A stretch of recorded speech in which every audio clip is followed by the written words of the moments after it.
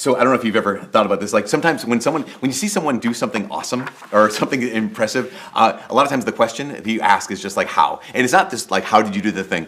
It's like so you see someone who like they're raising their kids and their kids seem all together. Like you go to church or something and their kids are like really well behaved and they all kind of walk in and march. You know, they genuflect at the right time. They sit there, behave. They don't fight with each other. The question a lot of times you ask someone like that is, oh my gosh, your kids are so well behaved. What's your secret?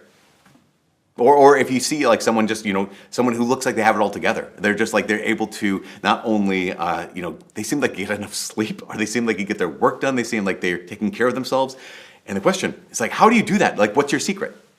In fact, I talked to a guy actually just last week at the gym. And he did some what they call body recomposition stuff, where he grew in lean muscle mass and lost some fat. And I was like, I knew I was going to give this homily this upcoming Sunday, and so I was like, bro, what's your secret? Like, how did you do that kind of thing?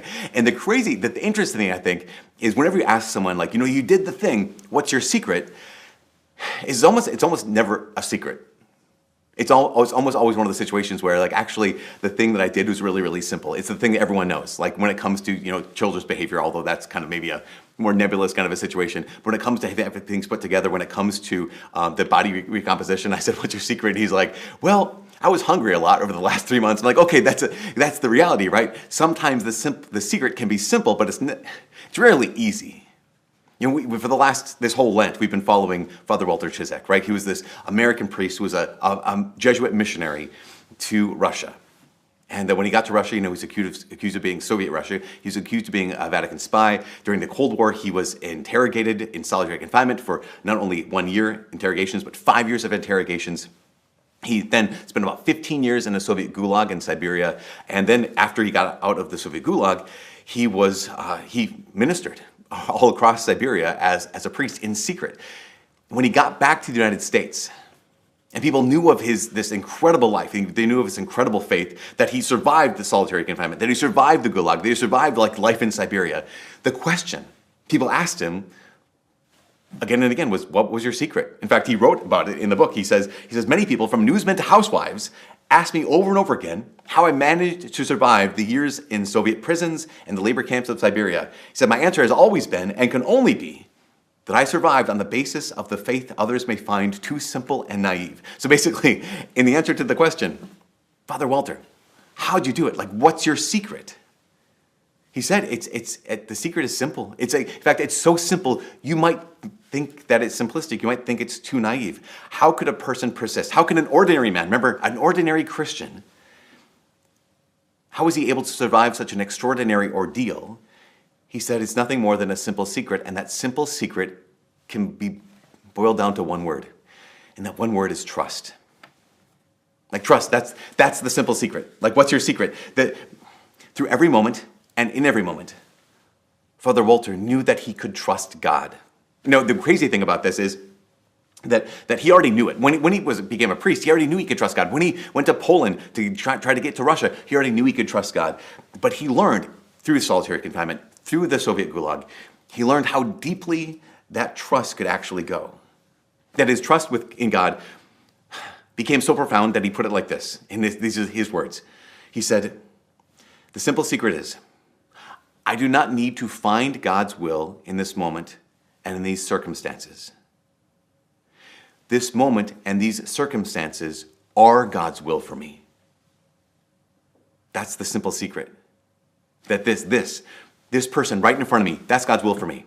This joy that I'm experiencing, that's God's will for me. This rest he's calling me into, this is God's will for me. This labor, this work that God is calling right in front of me, this labor, this failure, this is God's will for me. Even this suffering that I'm going through, this is God's will for my life right now. Now, this simple secret is so profound that we have to stop on this for a moment, because we need to be reminded of who God is. Before we go into this simple but deep secret, we have to be reminded of the very nature of God. Remember that God is good. That God is not just good. God is entirely good. So we know this, that God never directly wills evil, because he can't. Because since God, by his nature, right, God is goodness itself, everything that directly comes from God is good. And yet, And yet we realize this. We know the truth is that, but Father Walter and so many other people, they suffered, they were abused, they were killed even. And we can ask the question, wait, how can that be God's will? In order to answer that question, we have to ask another question. What do we mean when we say God's will? I think in order to understand what we mean, we need a deeper and truer understanding of that term. Because we need to understand who God is. And this is one of the reasons we need to understand who God is. One of the reasons why I cannot recommend enough that we need to get familiar with the scriptures. We actually need to have a lens where we look at the world and we look at God through the lens of how he's revealed himself. That's why if you have not started yet, if you have not yet ever read through the Bible, if you've not ever listened, there's a podcast out there that takes you all the way through. Like if you have never done that, it's so important to do that. Why?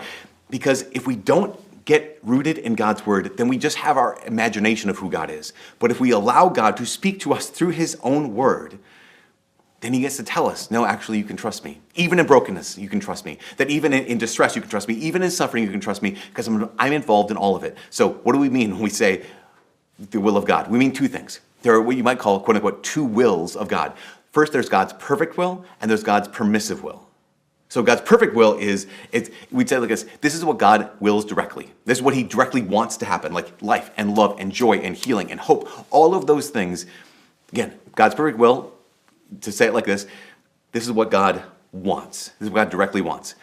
His permissive will is this is what God allows. And so even things like suffering, even things like abuse, even things like death can fall under God's permissive will. Again, not because he directly wants them to happen, but he allows them to happen. And the big question comes back, of course, we want to ask right now, why? Why suffering? Why does God tolerate this? Why does he tolerate us to go through so much suffering in this world? And the short answer is there is no short answer. In fact, the Catechism says that it's in so many words. The Catechism points to the fact that the short answer is there is no short answer. The Catechism points out that actually the only answer to the problem of evil, the only answer to the problem of how in the world could God allow so much evil in the world is the whole gospel. That the entire gospel is an answer to the question, why does God allow this to happen? But to make it as simple as possible, God's permissive will, what he allows to happen for two reasons. One is to maintain and preserve our human freedom, right? Because God made us to love. God made us for joy. He made us to choose him. He made us to be like him in this world. But if we're going to be free, we can't only be free to choose good. We have to also be free to choose its opposite. We can't only be free to love. We have to also be free, truly free, to do the opposite of love. So why does God allow evil? Well, to maintain and preserve human freedom. And secondly, because, this is the harder one, because he knows he can bring about a greater good. The reason why God allows this, why his permissive will allows suffering, is because he knows he can bring about a greater good. And I know that this is challenging, but this is the simple secret. That doesn't make it easy. So years ago, I was in a place called Yad Vashem. Yad Vashem is the Jewish Holocaust Memorial Museum in Israel. And it's just, if you've ever been there, if you went to the Holocaust Memorial Museum in D.C., it is overwhelming. It's an incredibly somber place because you're looking at these images and reading these stories and even sometimes seeing videos of the torment, the torture, the abuse, the suffering, the evil that people went through. And so as you're walking through this memorial museum, I mean, no one's talking. No one's even looking at each other. We're just kind of like, we're just absorbing everything. So it's quiet. And at one point, I was just walking through and dressed like a priest, right? And this young Jewish boy from the United States came up to me. He was out of nowhere. He must have been 13 to 15 years old, somewhere in there. And he said, yeah, so my dad's cousins were killed in the Holocaust. And just out of nowhere, I was like, okay, just trying to maintain, like, oh, I'm sorry, it's horrible, and it is. He's like, and he kept talking, like, yeah, this and this and this. I'm just kind of like, again, we're the only two people talking, and pretty soon his dad walks up. And his dad, in my memory, his dad was this huge man, just this enormous human being. And his son looks at his dad and said, Dad, this guy wants to know about your cousins who died in the Holocaust. And I was like, and the man was kind of taken aback, and he was like, yeah, so it was my mom's, and then all of a sudden he stopped and said, wait, so why do you want to know about my cousins? And I was like, sir, I am so sorry. I was just walking through here, and your son started talking to me. With respect, I don't. And he was like, oh, okay. And he knew his son. He's like, yeah, my son does that sometimes. He talks to people. Like, yeah, so I'll let you go back to taking in the moment. And I started walking away, and the man had enough time to kind of regain his composure. And I heard, as I was walking away, I heard this voice, his voice, say, "Wait, get back here." And it was like this commanding voice. And I was like, shoot, what's going on? So I turned around. He said, "Get over here right now." I'm like, okay. And so he said, "You're a Christian, right?" And I'm dressed like a priest. I'm like, "Yeah." He said, "Okay." And he's very, very clearly distressed. I mean, the whole scene, of course, is already charged with emotion. But you can see this is going on. And there's something that's just been building up inside of him. And he says, "Okay, I need to ask you this question. I've never understood this." He said, "You Christians, you blame Jews for the death of Jesus, right? That you blame us, that we're the cause of Jesus' death." So he says, "But you also believe that Jesus' death is what saved the world. So rather than blaming us Jews, you should be thanking us, shouldn't you?" And I was like, I don't know what to do right now. I'm like, I am not in a place to answer this theological question. Just prayed to the Lord and just, okay, well, two things. As Catholics, we don't blame Jews for the death of Jesus. Just, we need to understand that yes, there were some Jews involved and some Romans involved in the death of Jesus, but Catholic theology says that it wasn't just the individuals involved in that moment that killed Jesus. I said, my Catholic theology teaches me that it was my sins that brought Jesus to the cross. There was me. It was my sins that brought Jesus to the cross, and it was his love that kept him on the cross. In fact, I don't know if you guys know this, but in the movie The Passion of the Christ, Mel Gibson was the director of this movie. He doesn't make any appearance in the entire movie except for one scene, and it's only his hands. It's the scene where Jesus' hands are nailed to the cross. The hands doing the nailing are Mel Gibson's hands, because he wanted to say in this symbolic way that it's not the Jews' fault, it's not even the ancient Romans' fault, it's my sin. So I said that to the man. I said, no, we don't believe the Jews killed Jesus. We believe it's my own sins. That was what was responsible for bringing him to the cross, and it was his love for us that kept him on the cross. And he's like, okay, that makes sense. And he said, but what about the other thing? What about how, why shouldn't you thank us for his death if you blame Jews? And I said, well, remember the story of Joseph, because of course he does. In the Hebrew Scriptures, know the story of Joseph. The story of Joseph in the book of Genesis, you have the story of, the second to youngest of these brothers. And Joseph, his brothers want to kill him, but instead of killing him, they sell him to slavery. And he's not only sold into slavery, he's also placed in prison. He goes through all these torments over the course of his young life until finally he's actually elevated to being second in command of the whole nation of Egypt next to Pharaoh. Why? Because God appeared to him in a vision and revealed to him that there'd be 7 years of feasting followed by 7 years of famine. So then during the feasting times, they stored up rations and whatnot. So during the fasting or feasting or the drought time, they're able to have more food. People of Israel then came to Egypt, got food. Joseph was able to save the lives of thousands, if not millions of people because of what he went through. At the end of the whole story, his brothers come to Joseph, the ones who sold him into slavery.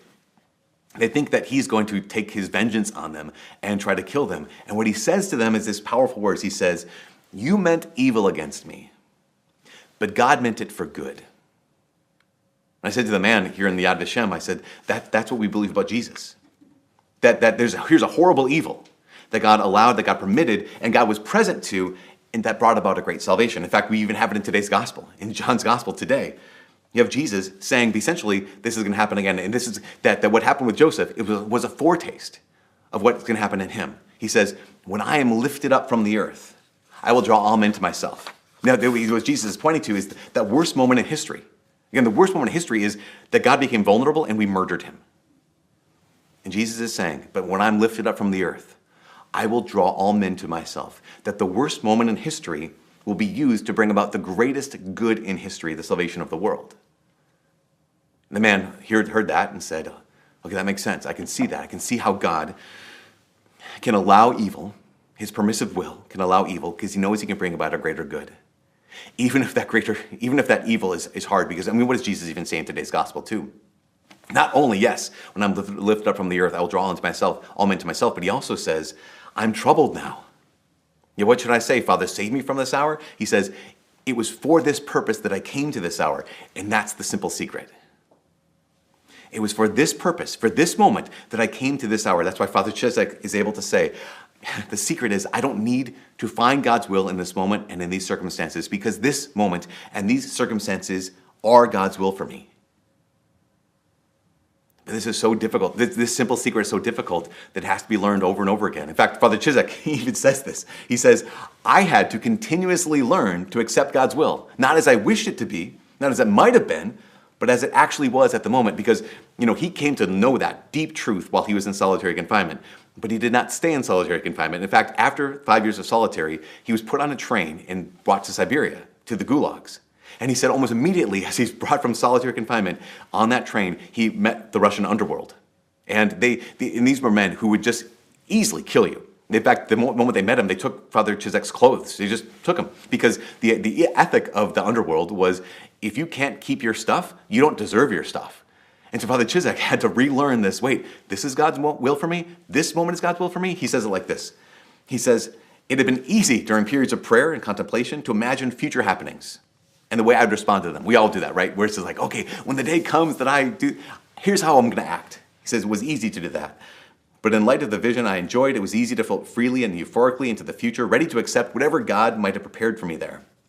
But the future was now present, as is always the case, and it was a lot more unmanageable and full of bustle than it had seemed in the abstract. To put it another way, I had been alone with God, as it were, on the mountaintop. But now I had to come down once more into the hubbub, the turmoil, and dissension of the camp, and somewhat like Moses, the first thing I discovered was the presence of evil. And he said, I realized almost immediately that all those same questions, all those same doubts, all those same fears, all those same kind of things of like, I need to cling to my will, came back up again.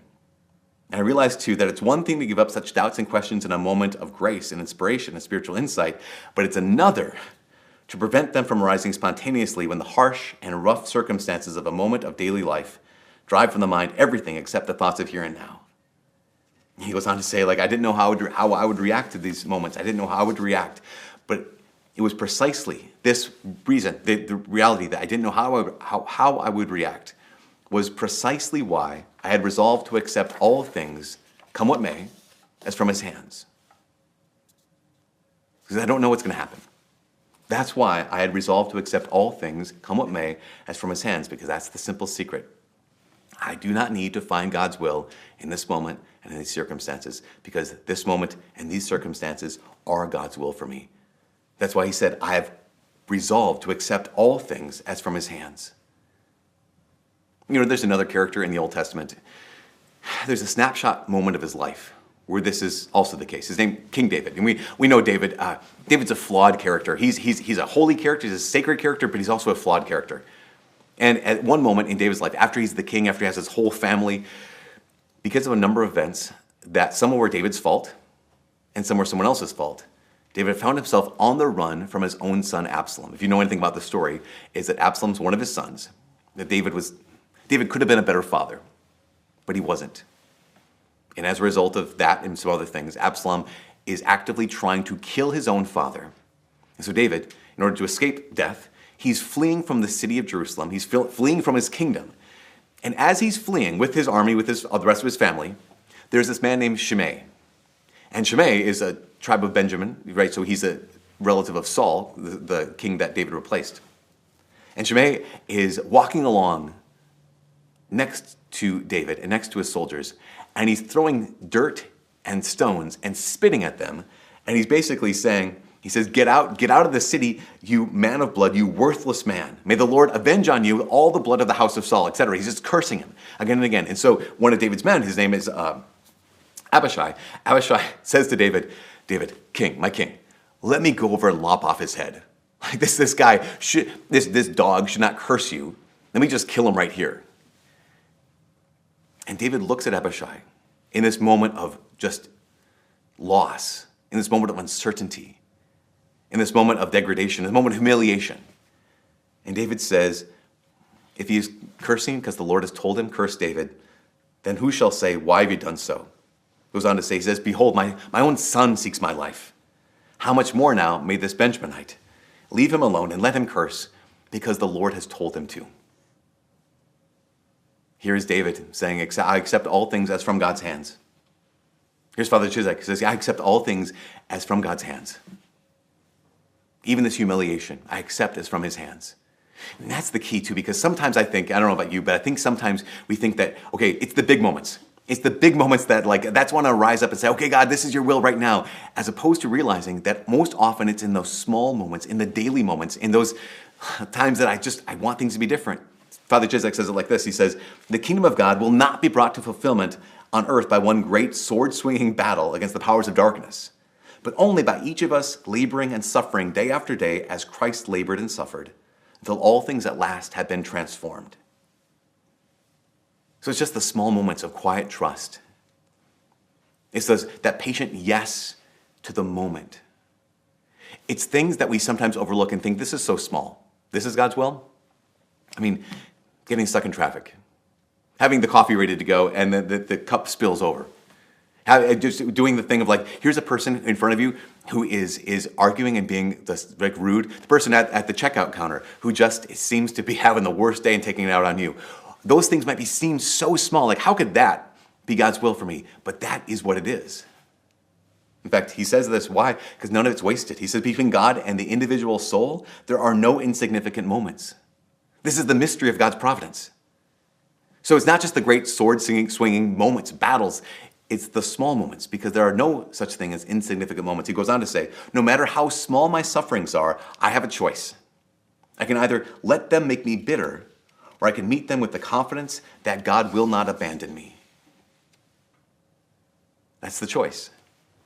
I can allow the situations of my life to make me bitter, or I can meet those situations with the confidence that God will not abandon me.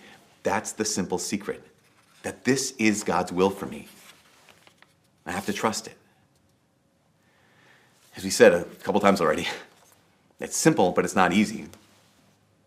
The second reading today, letter to the Hebrews.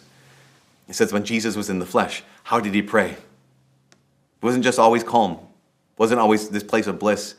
It says Jesus prayed with loud cries and tears. We know that in the Garden of Gethsemane, Jesus Christ sweat blood.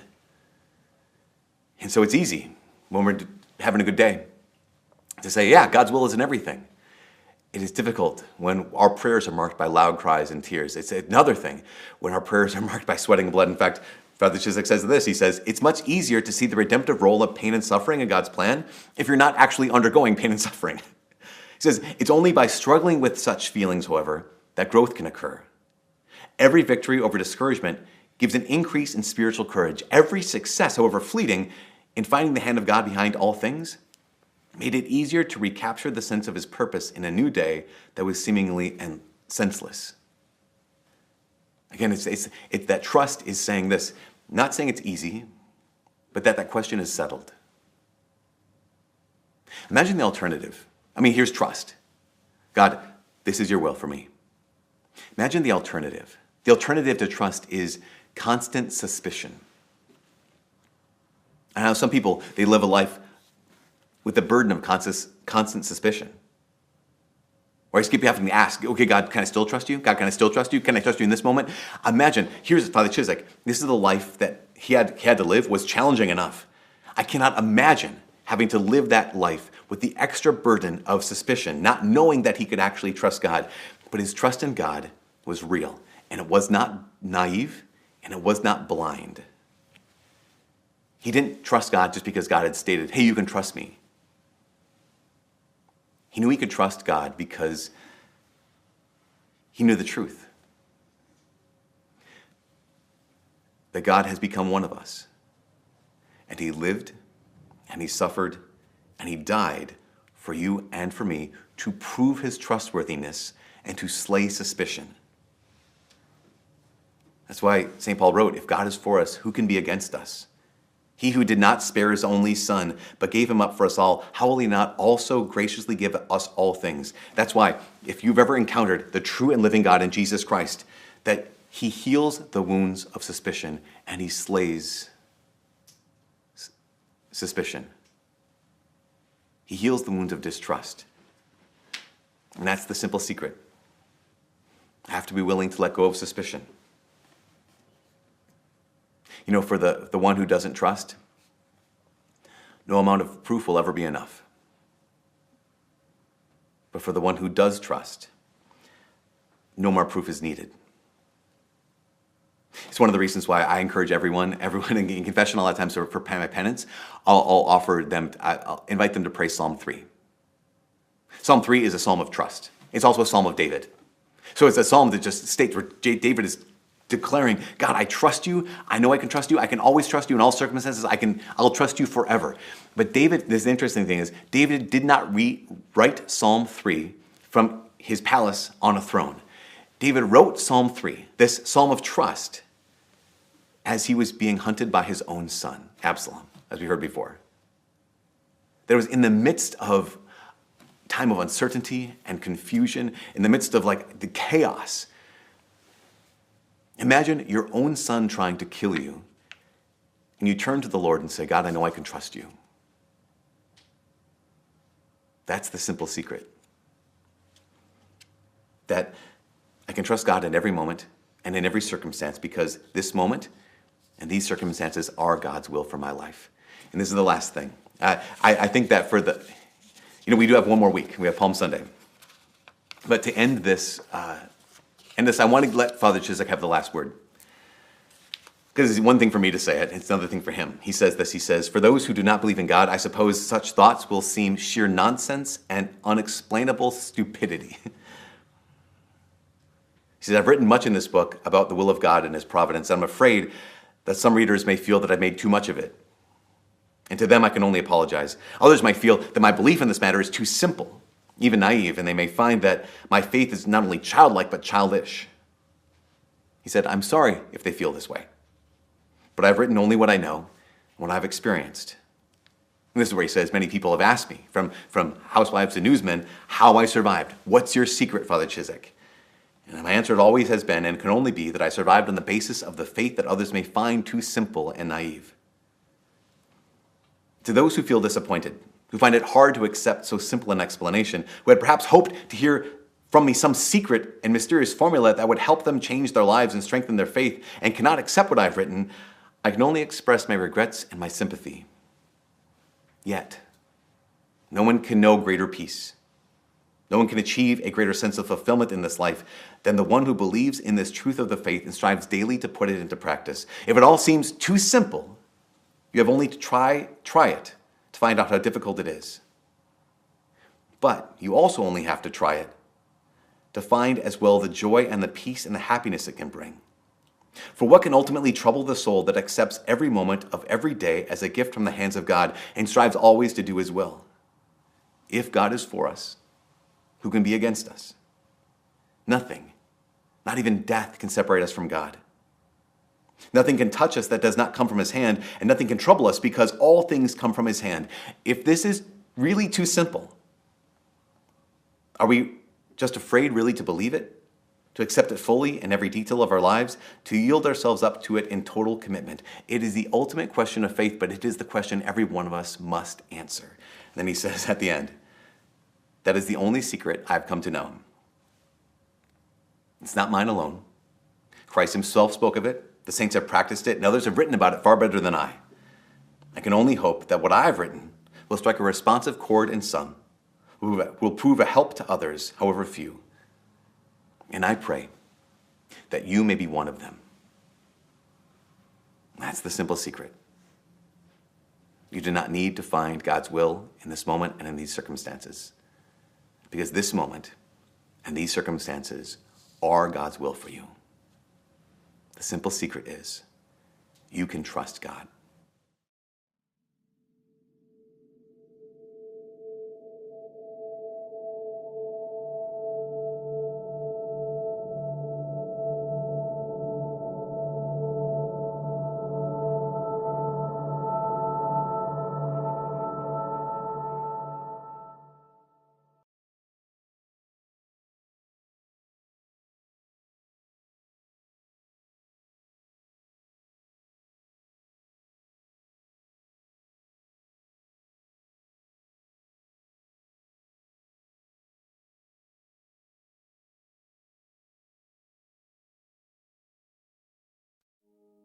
I'll be all right. You don't have to stay. If you've already chosen, I won't stand in your way.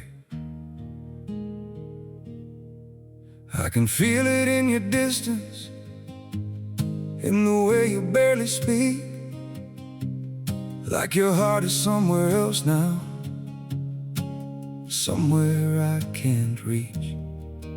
I was trying just to hold us while you slowly slipped away. Now I'm left with all the silence you didn't want to say. Maybe I just held on to something already gone. I'll be fine, you can leave. You don't owe me anything. If your heart has found a way out of what we used to be, I'll be fine, don't look back. I'll survive this empty space. Not tonight, maybe not soon, but I'll learn to be okay. We don't need to fake the feeling, I can see it in your eyes. There's no reason left for staying when the love already died. Through the quiet in your voice, I can hear your choice. I'll be fine, you can leave. You don't owe me anything. If your heart has found a way out of what we used to be, I'll be fine, don't look back. I'll survive this empty space. Not tonight, maybe not soon, but I'll learn to be okay. I don't need a reason why, I can see it in goodbye. And it breaks me, yeah, it does, but I won't ask you to stay. I'll be fine, you can leave. You don't owe me anything. If your heart has found a way out of what we used to be, I'll be fine, don't look back. I'll survive this empty space. Not tonight, maybe not soon, but I'll learn to be okay.